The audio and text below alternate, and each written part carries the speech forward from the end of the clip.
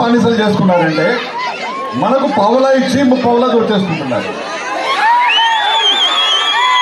మనకు ఒక కుటుంబానికి ఇచ్చేది 2,000, 3,000 రూపాయల పథకాలు.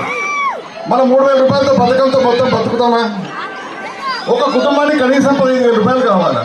మళ్ళీ మిగతా 12,000 కావాలంటే టీడీపీ రావాలని చెప్పి నేను గమనించి వైఎస్ఆర్సీపీకి రాజీనామా చేసి ఈ టీడీపీలో చేరాను.